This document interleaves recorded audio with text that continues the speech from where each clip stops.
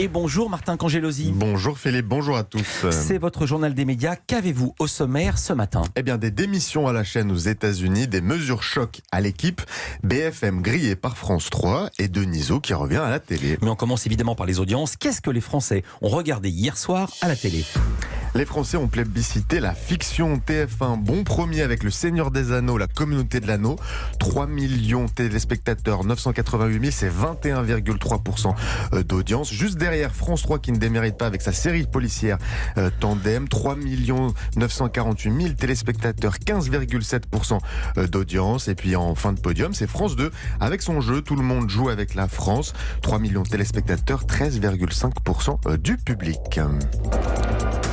Culture Média. Et on commence ce journal avec le mouvement antiraciste aux États-Unis qui génère des conséquences dans les médias américains. Des rédacteurs en chef du New York Times et du Philadelphia Inquirer viennent tout juste de démissionner. C'était dans la nuit en France avec le décalage horaire. Les journalistes de ces deux quotidiens accusent leur chef d'avoir laissé passer dans leurs colonnes des tribunes inapproprié. Voilà leurs mots. On vous en parlait en début de semaine, par exemple, une tribune dans le New York Times d'un sénateur républicain de l'Arkansas avait suscité un tollé en interne. Dans cette tribune, les manifestants étaient qualifiés d'émeutiers et le sénateur Cotton, qui avait écrit cette tribune, proposait de leur renvoyer à l'armée. Ça ne s'arrête pas là. Des journalistes noirs du site féminin Refinery 29 viennent de dénoncer des humiliations qu'elles subissent depuis des années au travail. La rédactrice en chef du site a été priée de quitter le groupe en quelques minutes. Même chose pour un magazine culinaire extrêmement célèbre aux États-Unis, du nom de Bon Appétit. Une photo d'un de ses rédacteurs en chef, grimé en latino-américain et prise en 2013 pour Halloween, vient de ressortir.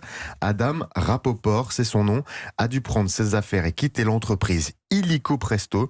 Des démissions en série qui rappellent en son temps celle de MeToo, quand la parole des femmes s'est libérée dans les médias et plus généralement dans la société. On continue, on va parler des municipales à Paris. BFM TV avait annoncé que la chaîne organiserait le seul débat entre les trois candidates en lice le 24 juin avant le second tour. Eh bien, pas tout à fait. Résumé d'abord des épisodes précédents. En mars dernier, BFM TV et LCI veulent avoir leur débat entre les 9 candidats à la mairie de Paris.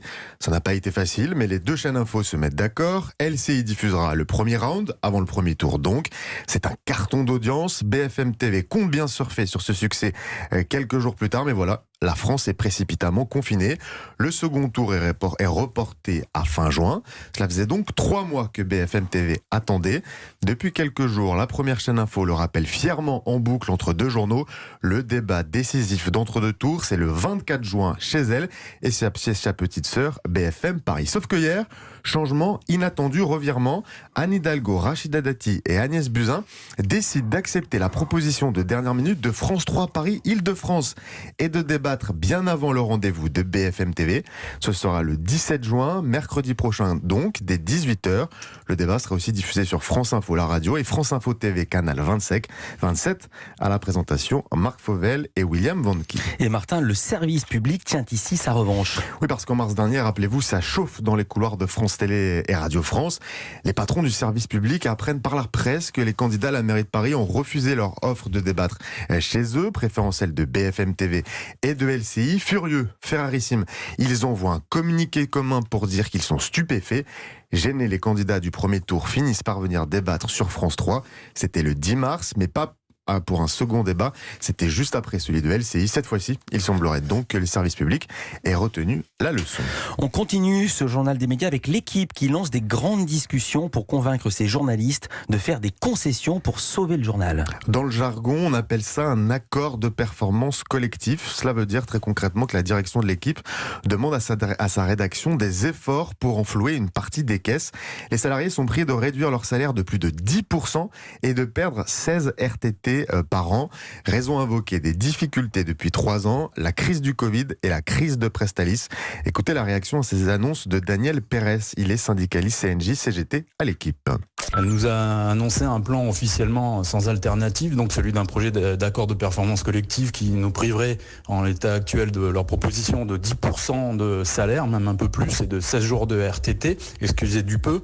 Le problème, c'est que quand on demande à la direction si elle compte remplacer tous les salariés qui refuseraient cet accord sur la base d'un travailler plus pour gagner beaucoup moins, elle nous répond que dès qu'elle pourra éviter de les remplacer, elle le fera.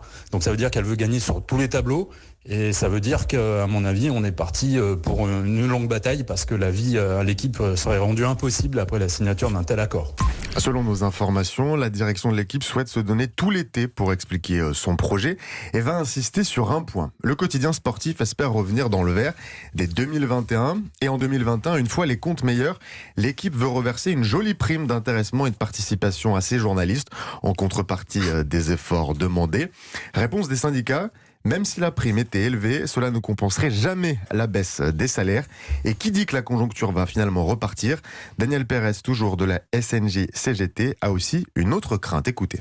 Il faut avoir en tête que le principe de l'accord de performance collective, c'est que s'il est validé par au moins 50% des syndicats représentatifs dans l'entreprise, s'il est valide donc, les salariés qui refusent de se voir appliquer les conditions prévues par cet accord sont licenciés. Comprenez, une fois l'accord signé par les syndicats, les journalistes qui refusent de s'y conformer prendront la porte.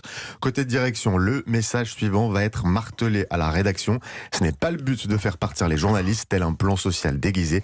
Il n'y a pas de plan B, dit-on. On continue ce journal avec la nouvelle chaîne Bismart TV qui annonce une arrivée surprise sur son antenne. Celle de Michel Denisot pour une émission nommée Le Grand Comex. Chaque mois, l'ex-star de Canal+ et rédacteur en chef de Vanity Fair accueillera un grand patron entouré de son comité exécutif, d'où le nom Le Grand Comex. Le journaliste économique Jean-Marc Sylvestre, lui aussi, est de l'aventure pour donner chaque jour la parole aux PME et aux TPE.